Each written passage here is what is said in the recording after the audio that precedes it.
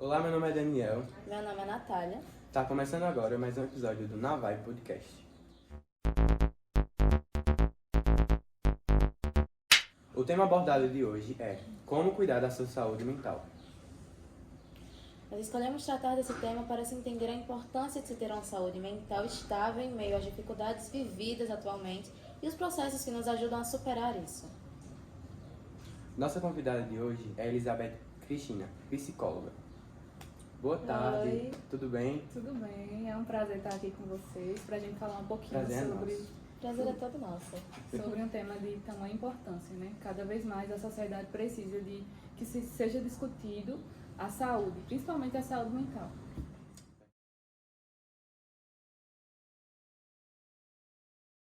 E pra gente começar esse tema, Elisa, eu queria que você falasse um pouco da saúde mental, qual a importância dela. Certo. Esse é um tema que a gente tem que parar um pouquinho para refletir sobre isso, né? Muito tem se falado sobre saúde mental, a gente vê muito, né, principalmente após a pandemia, durante a pandemia, a importância de cuidar da saúde mental, só que a gente não para realmente pensar sobre o assunto. E aí uma coisa interessante é a gente entender que o que é saúde, né? Da gente entender que ter saúde não é simplesmente a ausência de doença. Não é simplesmente você não ter nenhuma doença, você tem saúde. Saúde é uma construção. Então, assim, para a gente hoje ter saúde e saúde mental, a gente precisa construir novos hábitos, né? Construir novos hábitos saudáveis, buscar qualidade de vida. Então, para que a gente tenha essa qualidade de vida, para que a gente consiga viver bem e com saúde de uma forma geral, a gente precisa estar sempre buscando aprender, entender sobre isso e entender que a gente tem que construir essa saúde, né? Construir hábitos que façam a gente ter saúde de uma forma geral. E principalmente a saúde mental, porque se a saúde mental não tiver interligada com a saúde física, emocional, espiritual, acaba que as coisas Até não andam mesmo a bem. gente pode estar de boa com a nossa saúde física, mas a mental abala todo o resto, né? Isso. Então, a gente tem que cuidar de todas as dimensões que a gente tem enquanto ser humano, né? Então, cuidar do emocional, cuidar do físico, cuidar da mente, né? Então, tem que estar sempre nos vendo como um complexo e que a gente precisa estar buscando hábitos para melhorar cada vez mais nossa saúde. E aí, quando a gente fala sobre saúde mental também, é interessante a gente pensar que quando a gente cuida da saúde mental, a gente também cuida da saúde física e também a gente evita que muitas outras questões, muitas outras doenças também acabem acontecendo, né? Até porque, de modo geral, está tudo interligado. Tudo interligado. E aí, quando você cuida da saúde mental, aumenta a expectativa de vida, né, das pessoas, da sociedade. Porque você evita que outras doenças aconteçam, né? Muitas doenças, muitas questões de saúde física são ocasionadas quando a mente não está aguentando mais, ela joga para o corpo algum tipo de patologia, né? A gente chama de psicossomática. Então, a mente já não está aguentando, joga para o corpo e aí a gente adoece. E aí fica doenças crônicas acontecendo, pessoas adoecendo. E quando esquece de cuidar da saúde mental, acaba que a sociedade, a expectativa de vida da sociedade acaba diminuindo. E quando se cuida da saúde mental, a gente aumenta a expectativa de vida, né, da sociedade, das pessoas. É tipo o cérebro, não tô mais aguentando, cuide tu agora. Isso, exatamente. E aí ela dá sinais, né? Nossa mente, nosso corpo, enfim, nosso organismo dá sinais que não está bem. Então a gente precisa entender esses sinais. E quando a gente cuida da saúde mental, a importância de cuidar é isso, de você entender, se autoconhecer, saber suas emoções, seus sentimentos, saber como seu corpo funciona, para entender na hora das dificuldades também, na hora que apresentar sinais, você saber como cuidar. Tem gente, né, que nem expressa os sentimentos, na maioria das vezes, né? Isso, acaba guardando. Tem um tipo de bloqueio, não consegue se abrir para outras pessoas. Exatamente, são dificuldades, né? Coisas que às vezes a gente não consegue lidar com algumas questões, não tem um autoconhecimento sobre emoções, sentimentos, às vezes uma dificuldade, né, uma resistência para poder lidar com algumas questões e aí acaba guardando, sofrendo com aquilo, às vezes não procura ajuda, né, nem de um colega, nem de algum familiar e muito menos de um profissional, né? É bem difícil. Acontece bastante, principalmente na escola. Nas escolas, né?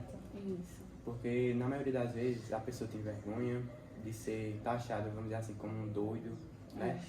A família às vezes também não entende muito. Verdade. É comum, né?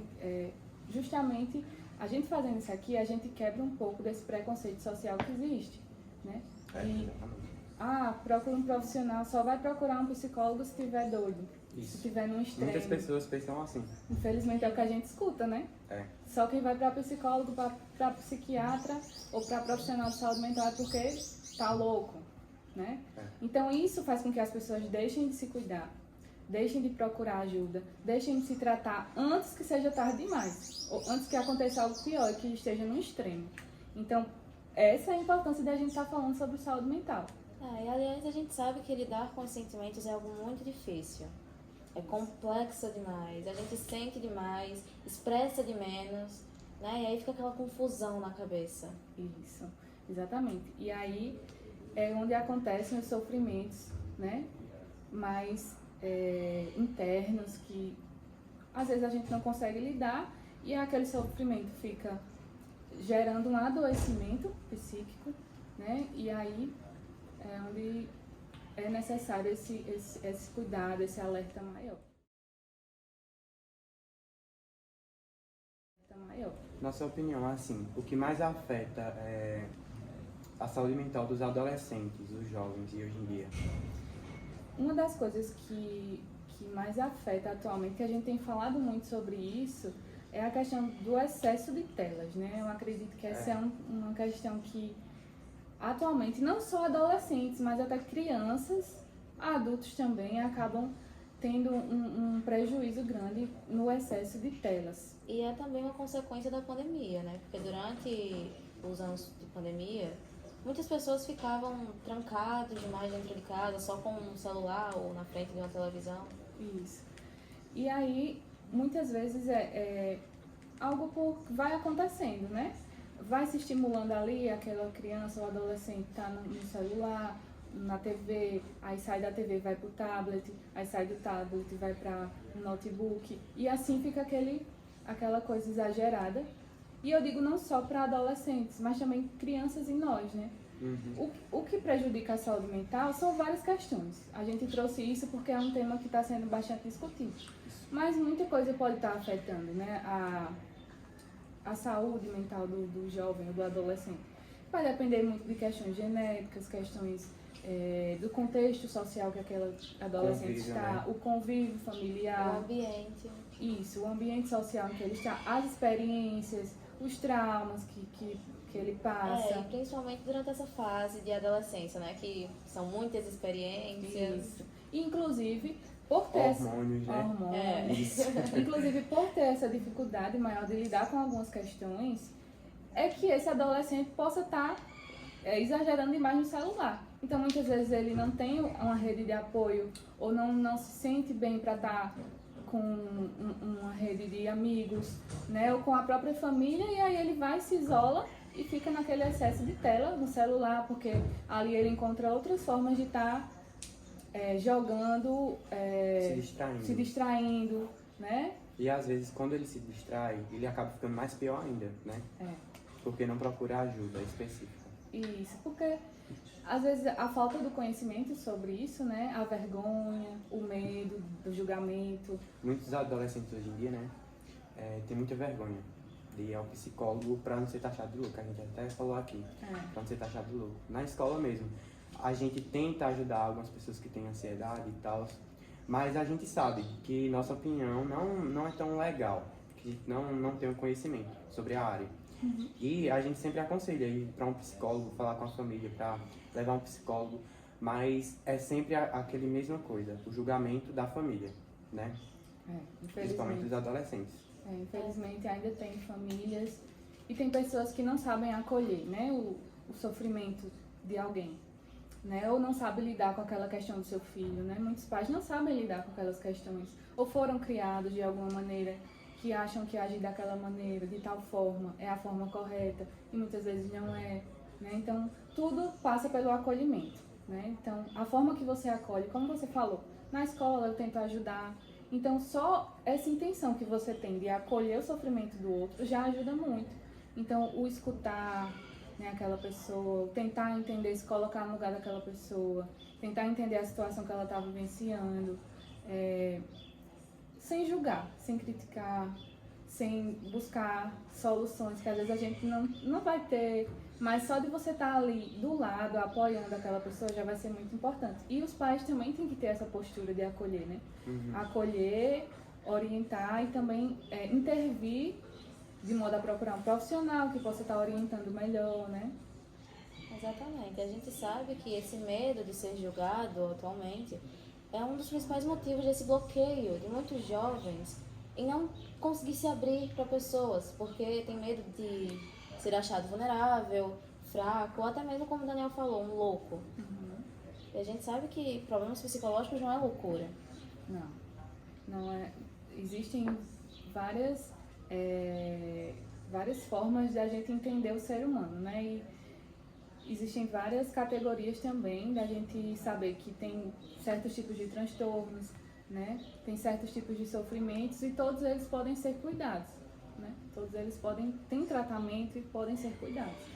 É através de um olhar profissional, de intervenções profissionais. Tudo pode ser cuidado.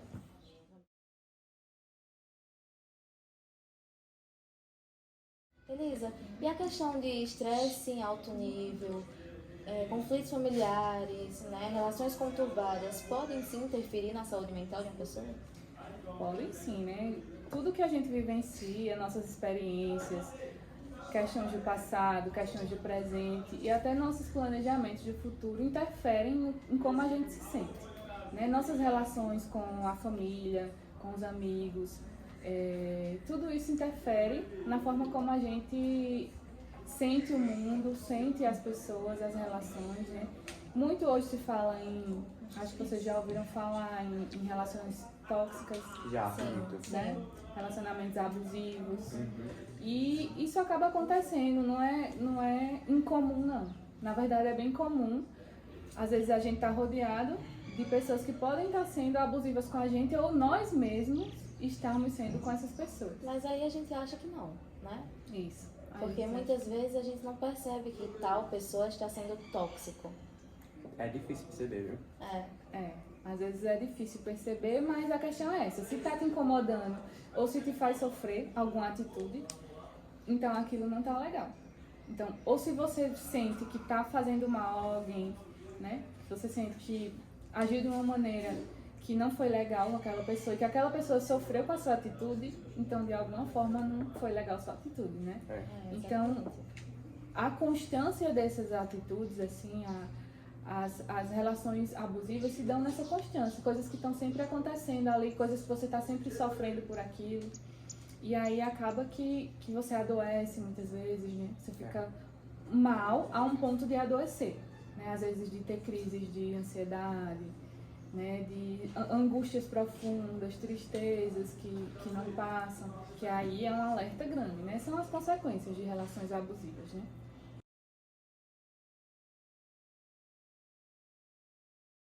Por entrar nessa assunto sobre tristeza. Tristeza e depressão podem ser vistos como algo parecido, como algo igual, por exemplo? Tristeza e depressão são coisas diferentes, tá? A depressão ela é um processo de adoecimento muito mais profundo do que a tristeza. Tristeza é um sentimento humano, assim como qualquer outro que a gente tenha, né? Como alegria, angústia, enfim. A gente vai sentir aquilo por algum motivo. Então você vai ficar triste por algum motivo e aí aquela tristeza ela também tem começo, meio e fim. Você sabe o motivo de estar triste, mas sabe que em algum momento ela passa. Essa é a tristeza. A depressão não. A gente fala que é uma tristeza constante, que é um sentimento que não passa realmente, né? Então passa dias, até meses, anos. Tem pessoas que têm anos que sofrem com depressão e acaba, né, naquele adoecimento mesmo, né, às vezes fica triste e não sabe por quê. E existem várias etapas da depressão, né? Isso, não é isso? Também, né, existem momentos, né, fases mais agudas, fases em que você aparentemente está bem, né, isso. mas realmente Acontece muito, né? no fundo não está. Então, assim, ela também vem disfarçada de muitas maneiras, a depressão, né? Tem muita gente que está sorrindo o tempo inteiro, Às mas vezes por você acha dentro... que tá bem, mas na verdade não tá. Exatamente. Às vezes aquele sorrir demais ou é para esconder alguma coisa mais interna, né? Um sofrimento que está vivenciando. Então, são coisas diferentes, tá? A tristeza, ela é um elemento da depressão, né? A tristeza profunda que é uma depressão, que a gente pode considerar uma depressão.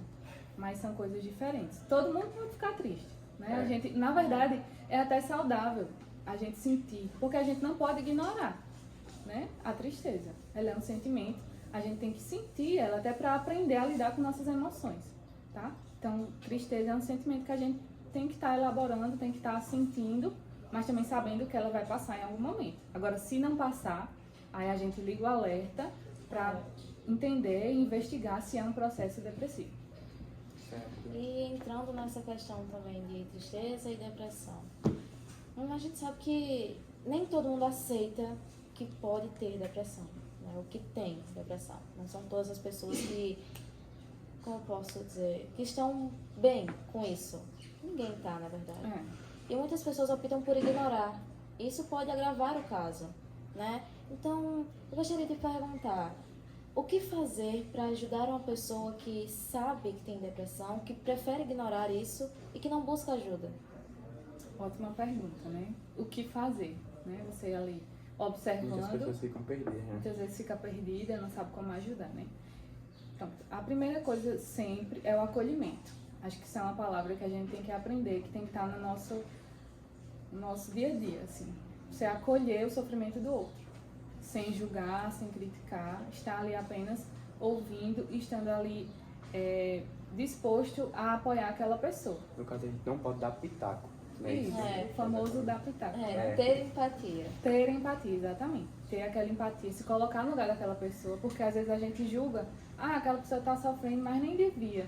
Não sabe o que realmente está por trás da vida do outro, né? E principalmente quando dizem que é frescura. É frescura de tal pessoa, ela não está triste de verdade, está fingindo. Isso, mas a gente nunca sabe o que o outro passa. Então, é nessa posição que a gente tem que estar, de ter a empatia, de entender o que o outro está vivendo, de ouvir, se aquela pessoa estiver disponível para falar, né? A gente se coloca disponível para ouvir. Ou apenas para estar ali do lado, para dar aquele apoio, dizer que, se você quiser, eu vou com você procurar ajuda, converse comigo, tem tratamento, sempre salientar, sempre deixar claro que tem tratamento, que você pode sair daquela situação, né? Que existem profissionais que vão estar ali para ajudar aquela pessoa. Então, acho que a primeira coisa é essa, é você acolher o sofrimento daquela pessoa, estar ali disposta a ajudá-la da forma que ela também se sentir bem para isso, né? Dizer que tem tratamento e não desistir do outro, tá? Às vezes a gente acaba, ela não quer mesmo, então deixa lá. E às vezes a gente desiste e acaba deixando de salvar alguém. Porque a gente também pode salvar as pessoas, a gente salva vidas. A gente pode nos salvar e salvar os outros, quando a gente está disposto a isso, né? Se coloca como aquela pessoa que apoia, que escuta, que compreende e que está ali para ajudar, para ir junto. Eu vou junto com você. Você quer companhia? Eu vou com você. Só não desiste de ajudar aquela pessoa. Porque às vezes quem está nessa situação mais de sofrimento, a depressão, ela é tão delicada. É um sofrimento da alma, né? Um sofrimento que... Uma dor física a gente sabe mensurar, tá doendo assim, né? Dói mais, dói menos. A dor da alma é uma dor que cada um, só quem sabe dizer é quem tá sentindo. E é uma dor desesperadora. Então, assim, a gente tem que ter essa sensibilidade de saber que a minha dor também vai ser diferente da sua, né? A forma que você sente as coisas é diferente das formas que eu sinto. Pode até ser uma coisa boba, mas no outro pode doer muito mais, né? Que na gente. Exatamente. Isso mesmo.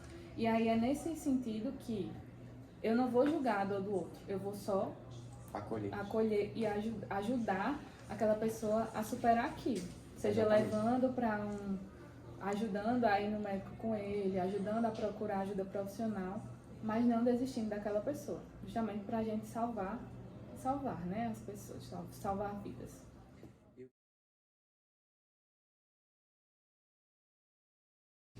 E quais dicas você daria para ajudar a cuidar da saúde mental de maneira mais eficaz?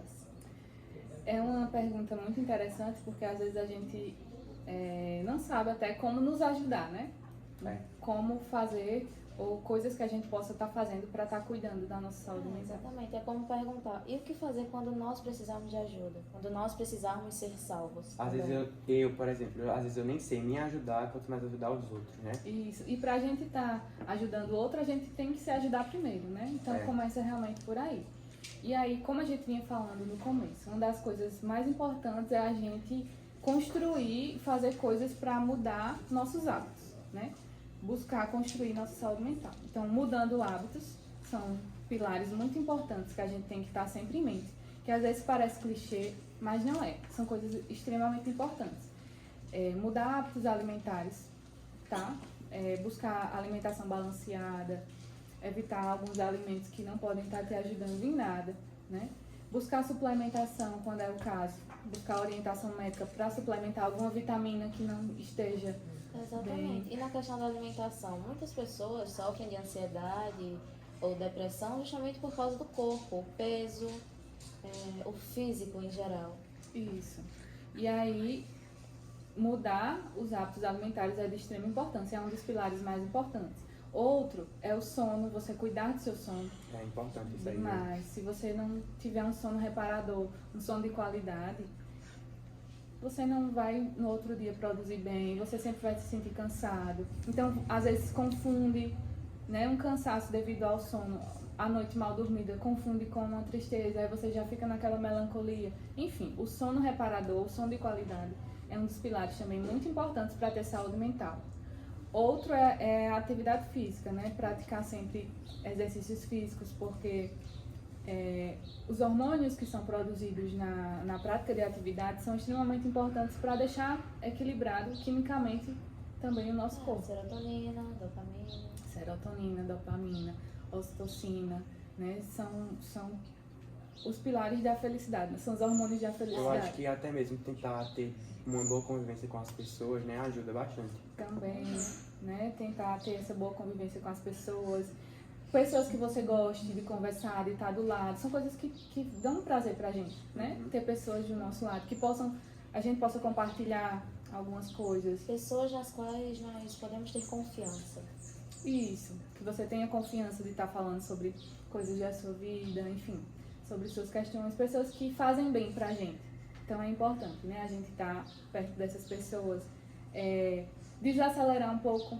É importante também que a gente vive numa sociedade que é o tempo inteiro acelerada, né? Inclusive é um dos motivos que causa a ansiedade, né? Estar vivendo no presente, mas ao mesmo tempo viver no futuro. Pensar demais no futuro, no amanhã. Exatamente. Estar vivendo agora com o pensamento no depois é o que ocasiona muito questões das crises de ansiedade, né? Os pensamentos acelerados. Então, realmente, parar, saber relaxar, saber o momento certo de descansar, ter momentos de descanso, ter momentos de lazer, são coisas que a gente tem que estar inserindo na nossa rotina, no nosso dia a dia, para ter saúde mental, né? Enfim, mudar realmente nossos hábitos, buscar coisas que nos façam bem, né? No momento em que você vir que precisa de ajuda profissional, não deixar para depois, buscar a orientação profissional, quando vir que é o caso, buscar ajuda, enfim, são coisas que são extremamente importantes. E como a gente pode ajudar pessoas com ansiedade? Às vezes a pessoa não tem o contato direto com o psicólogo, a gente às vezes acaba tentando ajudar de alguma forma, correto? E se existem maneiras como ajudar da melhor forma? Tá, segue um pouco da linha de qualquer pessoa que esteja passando por algum tipo de sofrimento. Porque a ansiedade, ela também causa muito sofrimento em quem está passando por aquilo. Então a gente vai acolher aquele sofrimento, vai ouvir, vai estar ali disposto para estar como um apoio para aquela pessoa, vai mostrar alternativas para aquela pessoa buscar ajuda profissional. Se for num momento de crise, no momento, né, da crise maior da ansiedade, você está ali do lado, ouvir, né? Nunca criticar, Nunca né? criticar, buscar não julgar aquela situação. Aquela pessoa não está tendo aquela crise porque ela quer. Exatamente. Né? Ela está tendo um processo interno. Às vezes essas crises são muito constantes e as pessoas acham até que é fingimento, não é isso? Exatamente. Muitas vezes as pessoas acham que é besteira, que a pessoa está com frescura, né? Que a pessoa está inventando ou querendo chamar a atenção. Porque cada um reage de uma forma diferente, não é isso?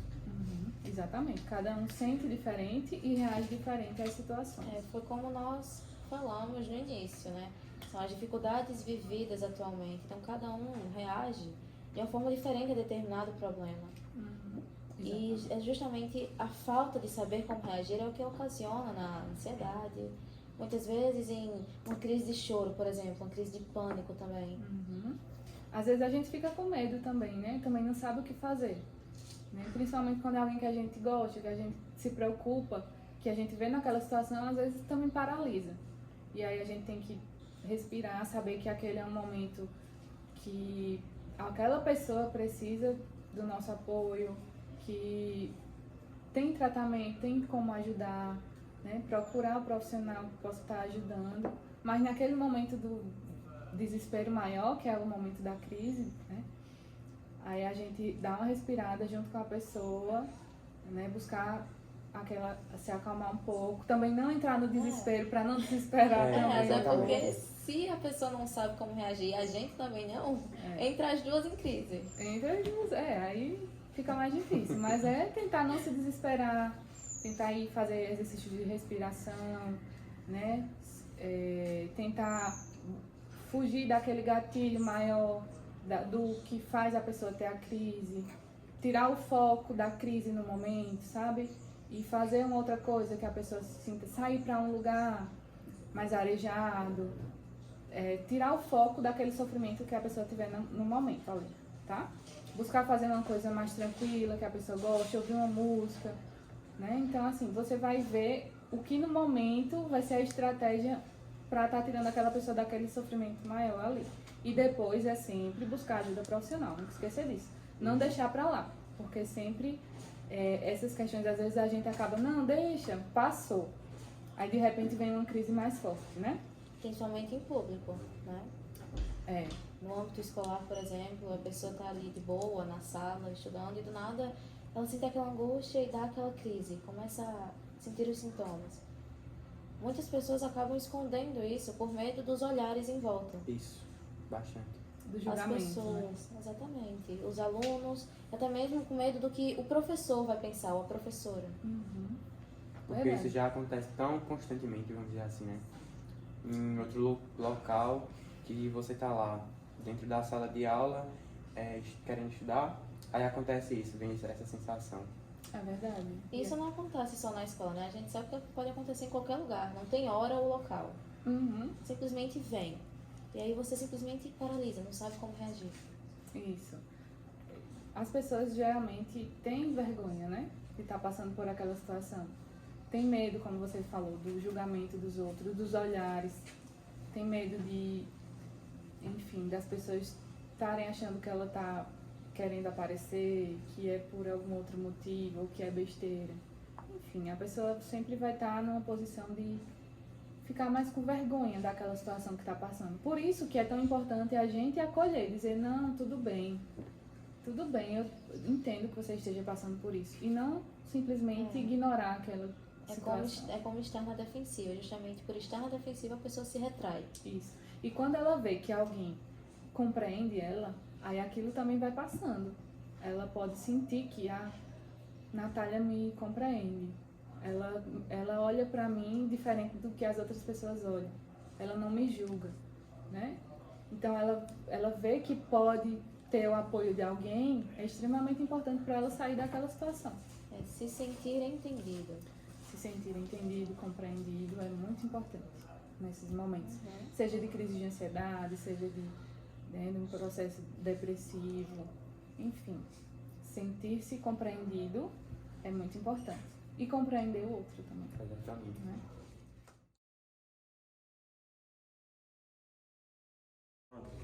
Bom, Elizabeth, e o que você diria especificamente para os jovens que sofrem de crise de ansiedade? Qual maneira de controlar isso? Primeira coisa é que ele não está sozinho. Às vezes pode acontecer dele se sentir sozinho. O sentimento de solidão é muito forte. O sentimento que aquilo nunca vai passar também é muito forte. Mas a primeira coisa é que existe tratamento, né? E que ele não está sozinho. Por mais que seja difícil chegar para alguém e falar o que está passando, mas todo aquele sentimento, toda aquela confusão, aquela angústia, aquela sensação de desespero, ela pode passar, se ela for cuidada, se ela for tratada, né? Então, é isso, de saber que o sentimento maior de angústia e de sofrimento ali, que faz com que ele tenha aquelas crises, né, físicas mesmo, de sentir fisicamente aquela agonia, né, da crise maior, aquilo pode passar, se for tratado, se for cuidado. Inclusive, eu tenho até uma opinião sobre isso, que é o que nós chamamos de âncora. É importante que esse jovem tenha uma âncora que o traga de volta de uma crise. Ali no momento da crise, no momento do desespero. Está sentindo sintomas, começou uma crise. É importante que esse jovem tenha assim uma âncora que o traga de volta. Até mesmo uma pessoa, né? Isso. Sim.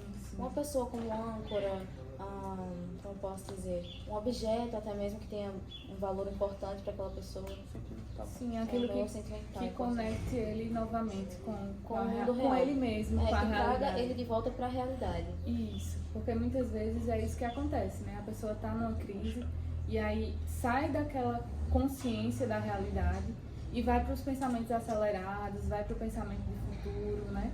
Vai para o pensamento de desespero. E aí, algo que possa trazer ele de volta é muito importante, como você falou. Alguém que ele confie, alguém que ele saiba que está ali, que não vai julgar, que não vai criticar, que vai apoiar realmente. Ou simplesmente está ali do lado, né? Para saber que ele não está sozinho. É muito importante ter essas pessoas que possam ser esse ponto de apoio, é muito importante. É como achar a sua luz em um momento de escuridão. Sim. E que essa luz também se torne ponto de melhora para ele, para que não fique por ali, que não pare por ali, que a crise passe e que deixe para lá, mas que aquela âncora também seja porto seguro para levar aquela pessoa para um profissional, para fazer um tratamento, para que aquilo não se torne constância, porque o sofrimento maior é ter sempre a constância das crises, né? Ter uma crise em seguida da outra, tá sempre se sentindo naquela tensão, à espera de uma nova crise. E aquilo pode passar, né? Então, ter essa pessoa que possa ajudar nisso, dar esse apoio, é muito importante. Justamente esse pensamento, né? Uma pessoa tem uma crise, consegue controlar e a crise passa, mas ao mesmo tempo aquela pessoa já está pensando em quando vai ser a próxima crise. Fica aquele pensamento, quando eu vou ter a próxima crise? Quando? Aonde? Fica esses pensamentos. Aí gera um isolamento, gera um processo ainda mais ansioso internamente, né? Então, é importante ter o conhecimento, né? E ter o autoconhecimento também para saber que é importante lidar com essas questões. São questões que você precisa lidar e são questões que tem tratamento e tem como sair disso. E agora uma última pergunta para a gente encerrar aqui. Betinha, Elizabeth, Elisa. O suicídio, ele pode ser evitado? Sim, na maioria dos casos, né? A pessoa que chega a cometer o suicídio, ela já dá sinais. Ela antecipa aquela ação através de sinais. Então, a gente tem que ter o olhar atento para isso, para entender e para conhecer quando uma pessoa possa estar em sofrimento. E aí, a gente entender que aquele sinal é um sinal de alerta, e aí a gente pode sim evitar que aquela pessoa chegue a cometer o suicídio. Então, por isso que é tão importante o autoconhecimento, o próprio conhecimento, né? Isso que a gente está fazendo de falar sobre questões de saúde mental ajuda muito para que a gente saiba quando identificar sinais de sofrimento nas pessoas e salvar aquela vida. Porque quando você identifica aquele sinal, você pode estar ajudando aquela pessoa e evitando, né, que aquela pessoa cometa algo contra si, né? No caso que ela cometa suicídio. Então tem tratamento, né? Os sinais de sofrimento vão estar aparecendo na vida, na rotina daquela pessoa de alguma maneira, seja através de comportamentos diferentes, sinais que ela possa estar dando através de mensagens, palavras que ela diga, frases que ela diga, né, que não está aguentando mais, né, que não sabe mais o que fazer, enfim, mudanças realmente de atitudes, desmotivação, desesperança, enfim, ela muda, ela era de um jeito e começa a agir de um outro jeito diferente, então você já fica alerta, você já sabe que aquela pessoa precisa de ajuda. E aí você pode sim indicar o tratamento, dizer que tem tratamento, ir lá, tá dando apoio à pessoa para que aquela pessoa não chegue a cometer o suicídio. Até porque a gente sabe que o principal sintoma do suicídio é a desistência, né? A pessoa não só desistiu de tudo ao seu redor, como principalmente de si mesma, que é o que na maioria dos casos leva aquela pessoa a se suicidar. Isso, né? Como uma última salvação, uma última maneira de tentar se salvar. Isso, ela entra num desespero, né? Na verdade, é uma dor tão grande, como a gente falou, uma dor na alma, que imensurável, né? Assim, então ela entra num desespero e chega a cometer aquilo. E na verdade ela não quer tirar a vida dela, ela quer tirar a dor que está sentindo. Ela quer acabar com a vida dela, ela não quer deixar de viver, ela não quer morrer. Ela quer que aquele sofrimento, aquela dor acabe. E muitas vezes, na maioria das vezes, ela não vê outras alternativas. Acaba na hora do desespero, ela só vê aquela alternativa. É onde a gente tem que estar atento e dizer e mostrar que existem sim outras alternativas para sair daquele sofrimento.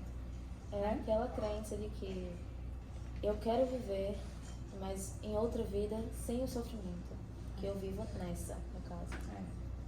É um momento desesperador, na verdade, né? Só a pessoa que está ali sentindo é que sabe, mas que a gente tem essa consciência que é desesperador, né? Então, assim, é um sofrimento realmente muito profundo.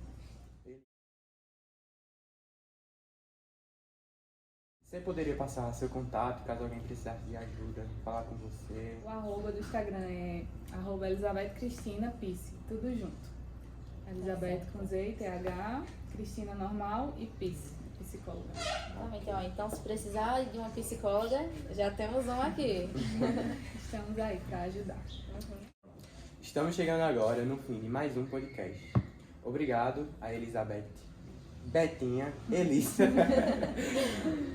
Eu que agradeço pela oportunidade de estar aqui com vocês, por estar discutindo um tema tão importante, né, para a sociedade, para os jovens, né, dizer da importância de vocês enquanto alunos escolherem um tema desse para estar contribuindo ainda mais para esses jovens que precisem de ouvir coisas assim, né, para que se cuidem e cuidem também de quem está ao seu redor. Acrescento também dizer que fico honrada de fazer parte desse momento com vocês, porque também já fui aluna do JBS, então estar aqui hoje como profissional e ex-aluna traz uma sensação muito boa, né, de poder contribuir com a formação também de vocês, né? É uma honra estarmos aqui entrevistando você, né? Como já falou, já foi uma aluna de JBS também. Sim, isso é muito importante. Sim, o prazer é meu de estar aqui. Os agradecimentos finais, né? Queremos agradecer à direção, ao professor Everaldo pela ótima eletiva. E é isso, galera. Até a próxima. Tchau, tchau. Tchau, até o próximo episódio. Quem cuida com carinho de outra pessoa se importa com alguém que nem conheceria. Quem abre o coração e ama de verdade se doa simplesmente por humanidade.